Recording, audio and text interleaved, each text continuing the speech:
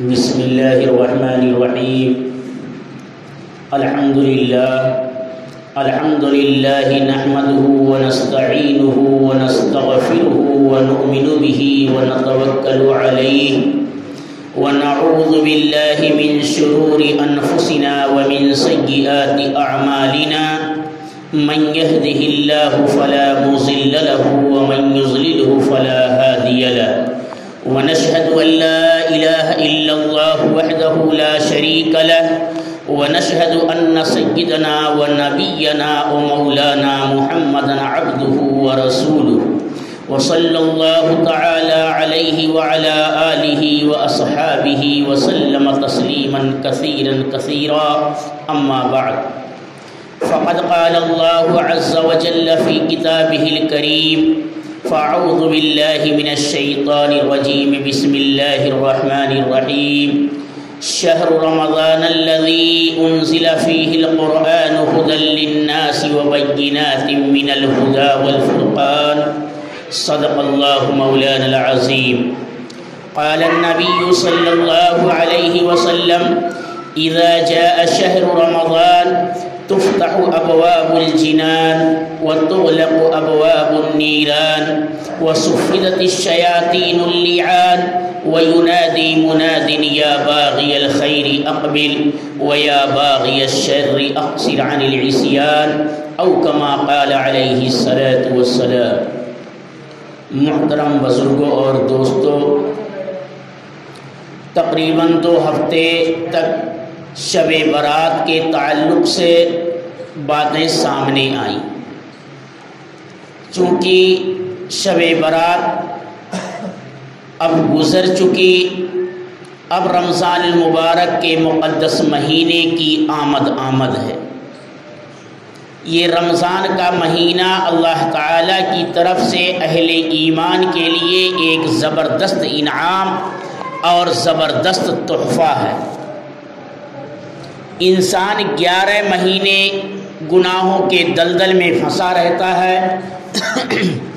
اللہ تعالیٰ نے ایک مہینہ یہ رمضان کا عطا کر کے حضرت انسان کے گناہوں کی مغفرت کا فیصلہ کیا کہ میرا بندہ جو بھی 11 مہینے تک گناہ کرے گا، رمضان میں جب میرے در پر آئے گا تو میں اس کے سارے گناہوں کو معاف کر دوں گا، اس کے درجات کو بلند کر دوں گا۔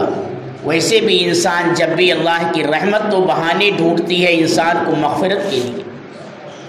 جب بھی گناہ ہو جائے، بندہ اللہ سے توبہ کرے تو اللہ کی دریائے رحمت جوش میں آ جاتی ہے اور اللہ بندے کے گناہوں پر معافی کا قلم پھیر دیتا ہے۔ لیکن رمضان المبارک کے مقدس مہینے کو خاص فضیلت اور خاص خصوصیت اس بات کی حاصل ہے کہ اللہ تعالیٰ نے اس مبارک مہینے کو 3 حصوں میں تقسیم کر دیا اور ہر حصے کی الگ الگ فضیلتیں، الگ الگ برکتیں بیان کر دی۔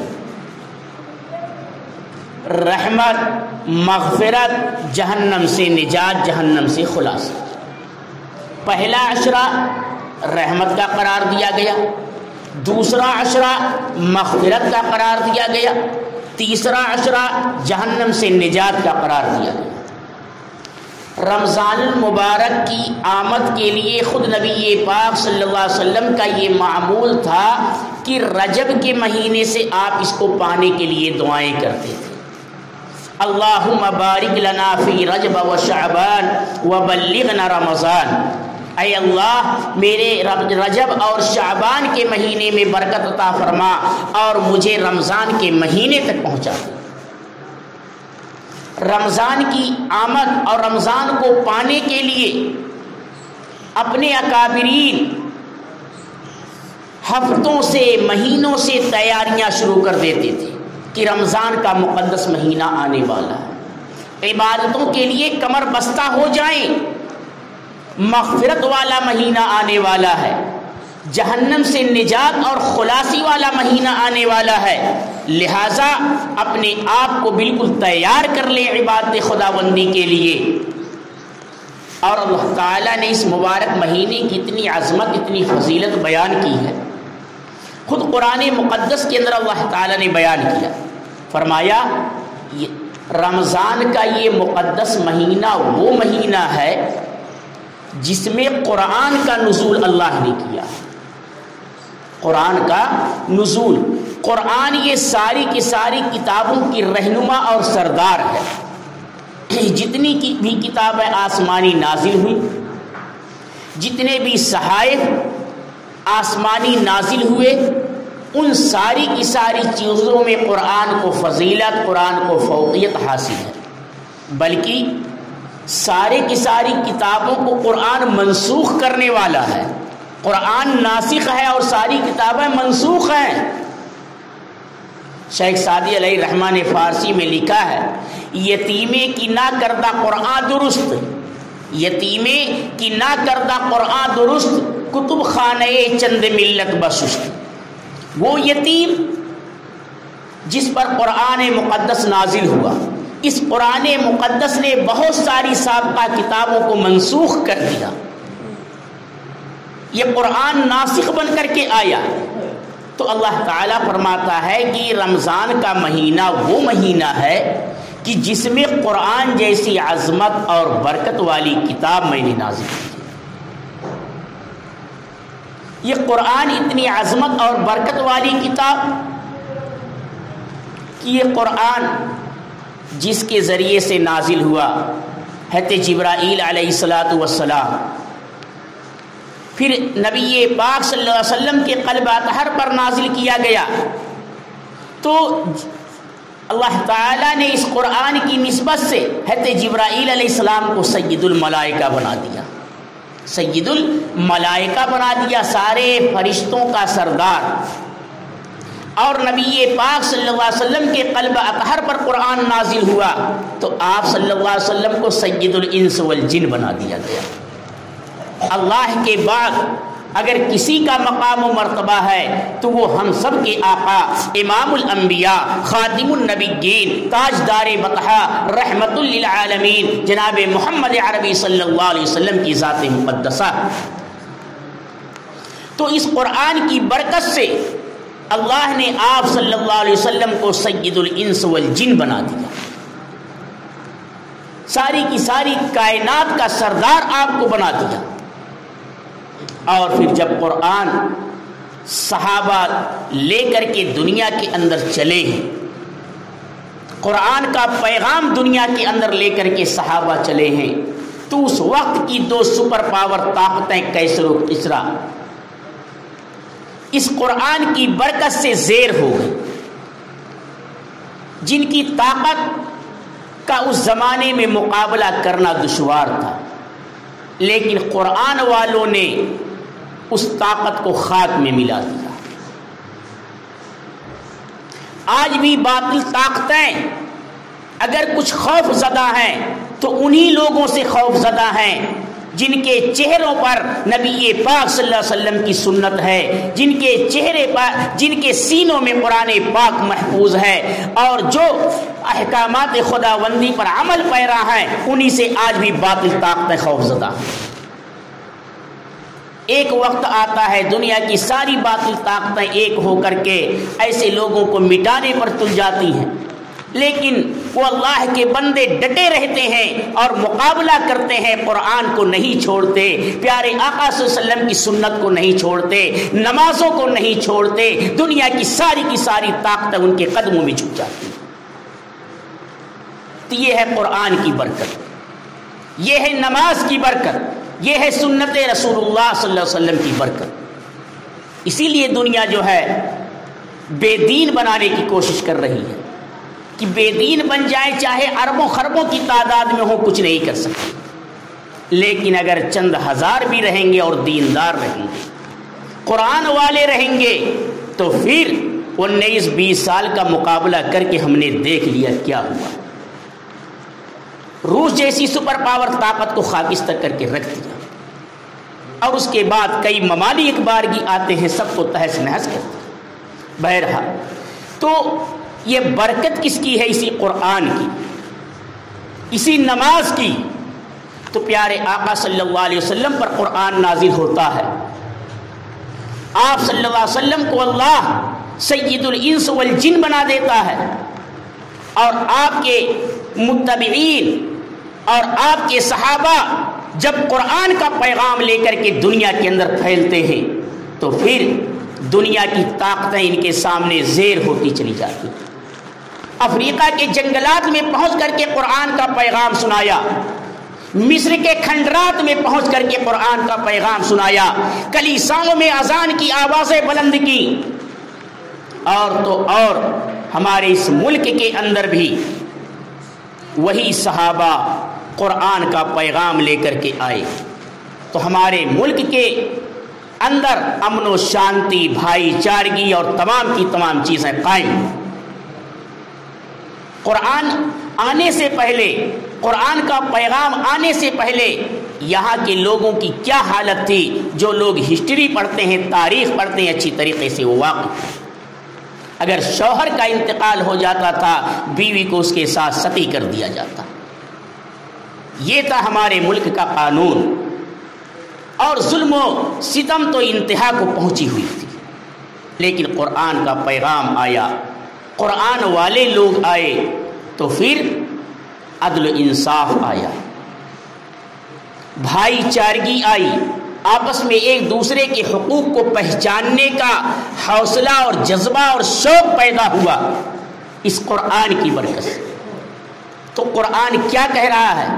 اللہ فرما رہا ہے شہر رمضان الذی انزل فیہ القرآن، رمضان وہ مہینہ ہے جس مہینے میں قرآن جیسی عظمت والی کتاب نازل کی گئی۔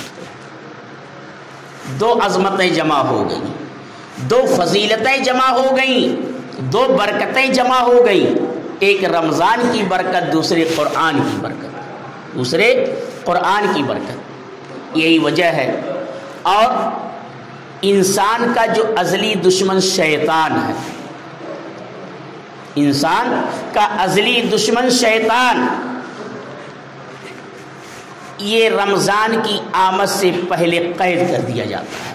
سرکش شیاطین سارے قید کر دیے جاتے تاکہ میرے بندوں کو نہ نماز سے روکیں، نہ تلاوت قرآن سے روکیں، اور دیگر اعمال خیر سے نہ روک سکیں۔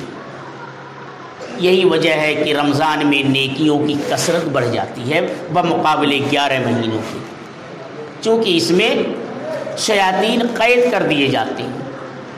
اسی کو حدیث پاک کے اندر میں نے پڑھا، اذا جاء شہر رمضان، پیارے آقا صلی اللہ علیہ وسلم نے فرمایا جب رمضان کا مہینہ آتا ہے تفتح ابواب الجنان، تو جنت کے سارے دروازے کھول دیے جاتے ہیں، جنت کے سارے دروازے کھول دیے جاتے ہیں، وتغلق ابواب النیران،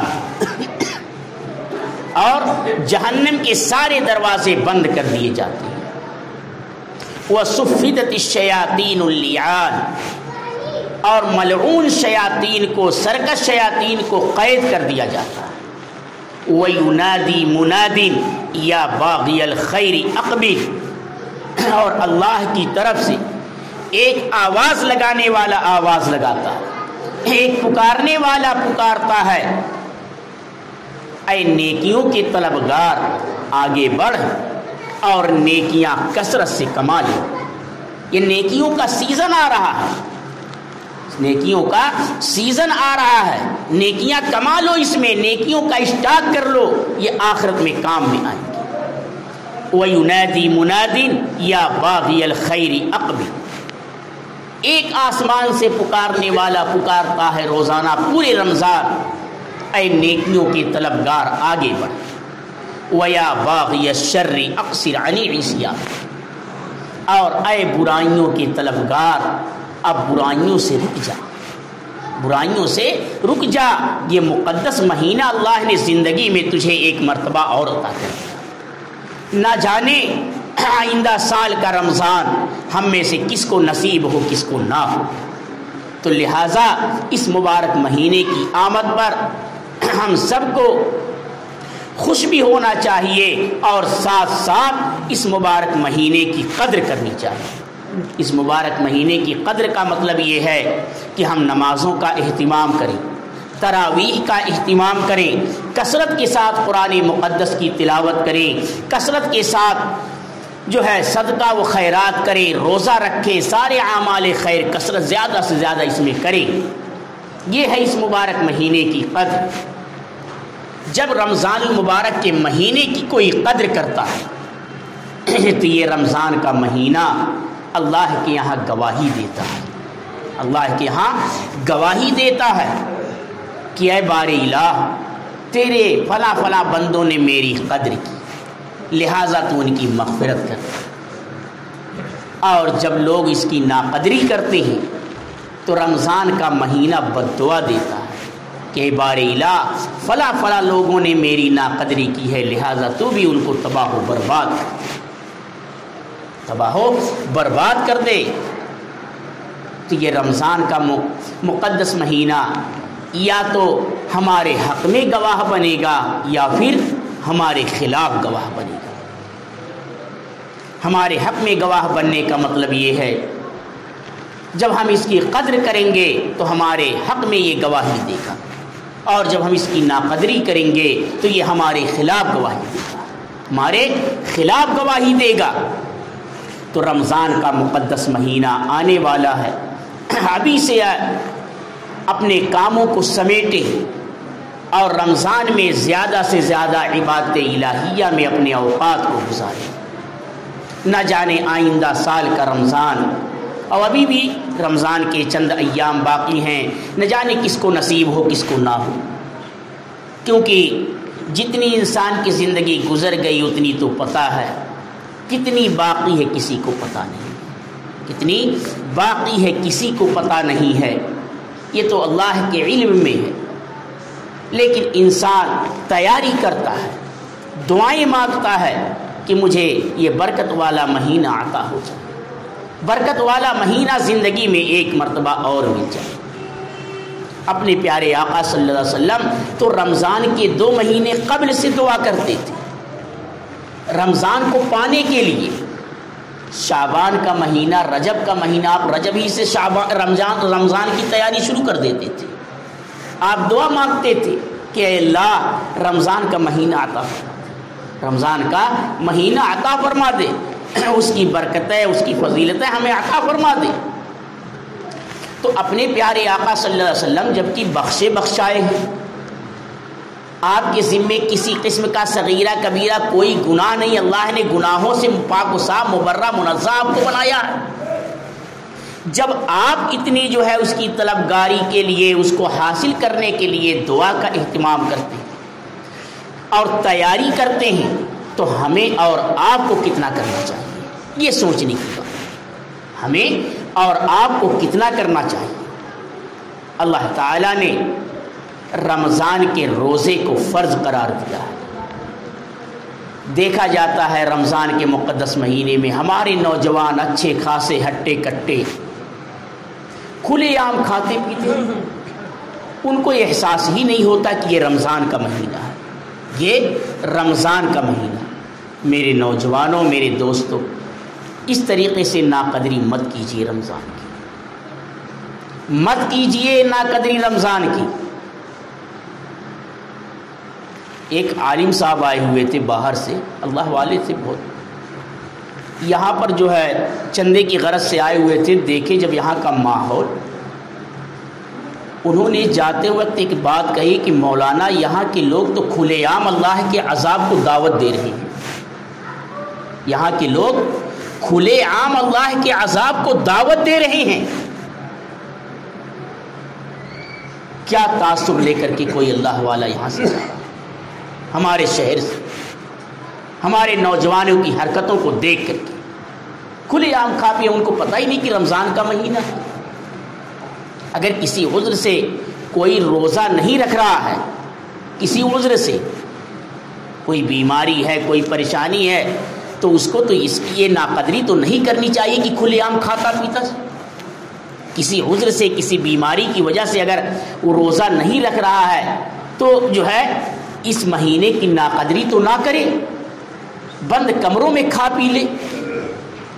یہ عذر والوں بتلا رہا ہوں، سب کے لیے نہیں بتلا رہا ہوں کہ روزہ مت رکھو بند کمروں میں کھاؤ۔ کسی کو کوئی عذر ہے، کوئی بیماری ہے، اور یہ ایک بات ہو جائے نزلہ زکام کھانسی، یہ کوئی عذر نہیں شریعت میں.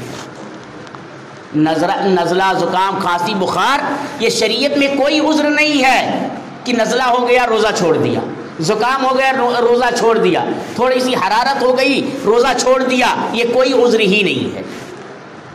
عذر شریعت میں اسے کہتے ہیں جس سے جان جانے کا اندیشہ ہو، خطرہ ہو، ایسی کوئی مہلک بیماری لگ جائے اس کو عذر کہتے ہیں. ابھی نہیں تھوڑی سی کھانسی ہو گئی عذر ہو جائے، ارے کیا کریں جو ہے بیمار پڑ گیا. یہ بیماری نہیں ہے، اس سے روزہ معاف نہیں ہوگا، روزہ چھوڑنے کی اجازت نہیں ہوگی. تو میرے نوجوانوں، میں آپ سے مخاطب ہو کر کے کہہ رہا ہوں اس مبارک مہینے کی قدر کر لیجیے. آپ یہ سوچتے ہیں کہ ہم روزہ رکھیں گے تو کمزور ہو جائیں گے، دبلے پتلے ہو جائیں گے، ہم نے 11 مہینے جو صحت بنایا ہے یہ صحت خراب ہو جائے گی. یہ سوچ غلط ہے. روزہ رکھنے سے حقیقی صحت بنتی ہے.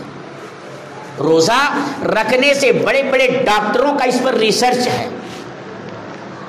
انسان 11 مہینے تک خوب الٹی سیدھی چیزیں کھاتا پیتا ہے اور اس کے جسم میں، اس کے پیٹ میں، اس کے معدے میں نہ جانے کتنے مہلک جراثیم جمع ہو جاتے ہیں. مہلک جراثیم جمع ہو جاتے ہیں جو اس کے خون میں پیوست ہو جاتے ہیں، اس کے گوشت میں پیوست ہو کر کے اور جسم کی صحت کو متاثر کرتے ہیں اور نئی نئی بیماریاں اس کو پیدا کرتی ہیں. جب انسان روزہ رکھتا ہے، انسان جب روزہ رکھتا ہے تو رفتہ رفتہ 30 دن نہیں گزرنے پاتے کہ وہ سارے کے سارے مہلک جراثیم ختم ہو جاتے ہیں.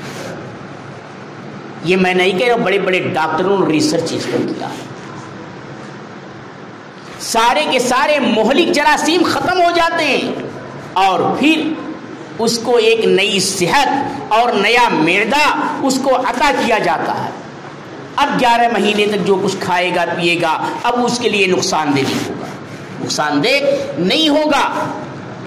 تو یہ تو اللہ نے رمضان کا مہینہ جو عطا کیا ہے یہ ہماری صحت کا بھی ضامن ہے، ہماری صحت کا بھی ضامن ہے، ہماری صحت کا بھی حفاظت کرنے والا یہ مقدس مہینہ ہے.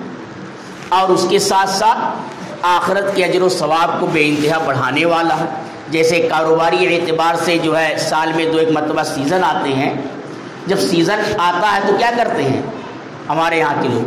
کہتے ہیں کہ بھائی ایسا رات و دن خوب جو ہے اوور ٹائم بھی کام کراتے ہیں کہ اگر یہ سیزن ختم ہو گیا، ہم نے اس میں غفلت سے کام لیا تو پھر کیا ہوگا؟ پورے سال افسوس کرنا پڑے گا، ہاتھ ملنا پڑے گا، کچھ حاصل ہونے والا نہیں. تو وہ سیزن کا مہینہ آتا ہے، سیزن کے اوقات آتے ہیں تو رات و دن اپنے کاریگروں سے کام کرواتا ہے اور جو ہے کہ اس کو اس سیزن کی قدر اور قیمت معلوم ہے. ایسے ہی اللہ تعالیٰ نے سال میں 1 مرتبہ نیکیوں کا سیزن دیا ہے، رمضان کا یہ نیکیوں کا سیزن دیا ہے. اب اس میں جو اس مبارک مہینے کی قدر کر لیتا ہے تو آخرت کے بینک میں نیکیاں جو ہے جمع کر لیتا ہے. اور یہی دیکھیے کہ عام دنوں میں ہم کوئی عبادت کریں گے تو اس پہ ثواب 1 گنا ملے گا، 1 گنا سے 10 گنا ملے گا. لیکن وہی عبادت ہم رمضان کے مہینے میں کریں گے.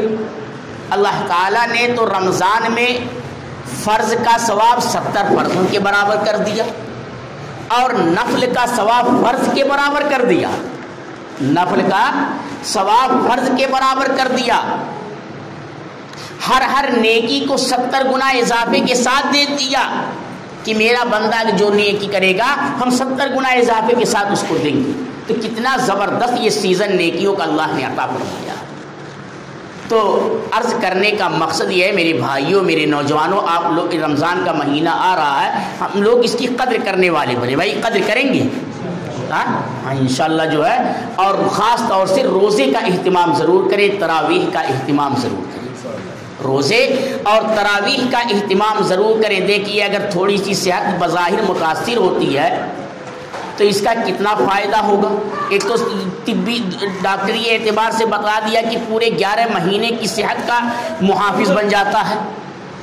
اور اگر ہم نے صحت بنانے کے چکر میں روزہ چھوڑ دیا، روزہ ہم نے نہیں رکھا کہ ہماری صحت متاثر ہو جائے گی، اللہ نہ کرے اگر جو ہے موت آ گئی تو یہ جسم جب بنا کر کے جو رکھا ہے یہ کون کھائے گا؟